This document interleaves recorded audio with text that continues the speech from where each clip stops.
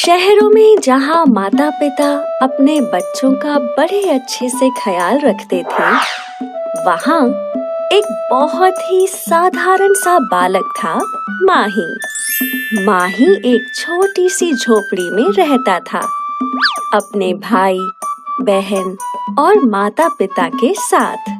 गरीबी के कारण माही के माता पिता उसे वो सब नहीं दे पाते थे जो माही चाहता था। माही के भाई बहन पढ़ने लिखने में अच्छे थे तो वो स्कूल जाया करते थे, लेकिन माही को पढ़ाई में कोई खास दिलचस्पी नहीं थी। उसका ध्यान हमेशा खेलने कूदने में ही रहता था और इसी तरह समय बीतता गया और माही और उसके भाई बहन बड़े हो गए। और क्योंकि माही के भाई बहन पढ़े लिखे थे, वो नौकरी पे जाया करते थे, लेकिन माही अनपढ़ था। उसे जो छोटा मोटा काम मिलता वो कर लिया करता था। रोज सुबह माही लोगों के घरों में पेपर डाला करता था और दिन में एक चाय की टपरी पर काम किया करता था। माही का हर दिन ऐसे ही गुजरा करता था। रोज दिन के अंत में चाय के दुकान का मालिक माही को कुछ रुपए दिया करता था, जो माही अपने घर ले जाया करता था। माही जब भी अकेले होता तो वो ये सोचता, मैं ठहरा अनपढ़, मैं कैसे अपनी जिंदगी अच्छी बना सकता हूँ। जो कुछ भी मैं कमाता हूँ उससे तो मेरा घर भी ठीक तरीके से चल नहीं सकता। क्या पता, शायद भगवान ने यही लिखा है मेरे जीवन में। रोज की तरह माही अपने काम पर चाय की दुकान पर गया, लेकिन आज उसकी दुकान में एक अजनबी टूरिस्ट लड़की थी। उस लड़की ने माही को देखा और फिर उसने मुस्कुराकर उसे चाय के पैसे दे दिए। कई दिनों तक ये लड़की रोज चाय पीने आती रही और रोज माही को पैसे देते वक्त मुस्कुराया करती थी। एक दिन उस टूरिस्ट लड़की ने माही से पूछा, तुम्हारा नाम क्या है? माही। नाम तो बहुत अच्छा है, तुम यहाँ क्यों काम करते हो? मेरा मतलब है, कोई अच्छी नौकरी क्यों नहीं ढूंढते? मैडम, मैं ठहरा अनपढ़, मुझे कौन सी नौकरी मिलने वाली है? लेकिन तुम्हारी उम्र अभी भी छोटी है, तुम चाहो तो कुछ ना कुछ सीखकर अच्छी जिंदगी हासिल कर सकते हो, बाकी तुम्हारी मर्जी।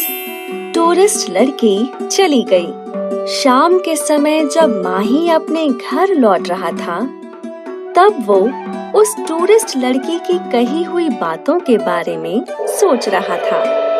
क्या सच में मैं ऐसा कुछ कर सकता हूँ जिससे मेरी जिंदगी बेहतर बने?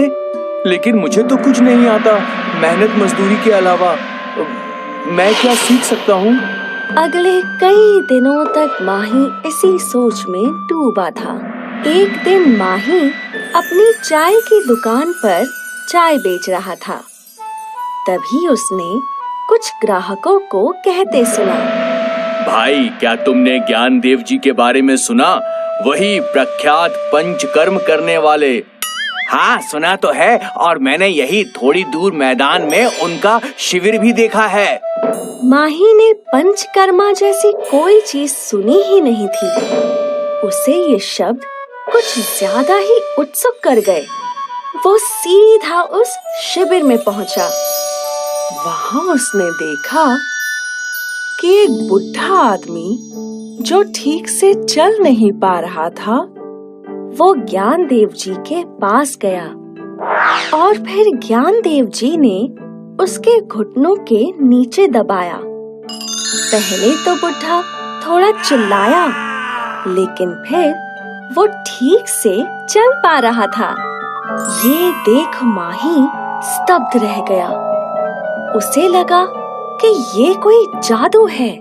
फिर वो ज्ञान देव जी के पास गया। प्रणाम महाराज। प्रणाम, बताओ तुम्हें क्या कष्ट है? मुझे कोई कष्ट नहीं, लेकिन मैं आपका जादू सीखना चाहता हूँ। बेटा, नाम क्या है तुम्हारा? माही, लेकिन क्या आप मुझे ये जादू सिखाएंगे? पहले तो ये कोई जादू नहीं है, ये प्राचीन भारतीय विद्या है। जो चाहो तो तुम सीख सकते हो, लेकिन तुम्हें बहुत कड़ी मेहनत करनी होगी। आप जो भी बोलेंगे मैं करूंगा, लेकिन मुझे ये जरूर सिखाइए। अगले 1 साल माही ज्ञानदेव जी के साथ रहकर उनकी विद्या सीखने लगा और अब वो उस विद्या में प्रख्यात हो गया था। अब माही खुद लोगों का इलाज किया करता था।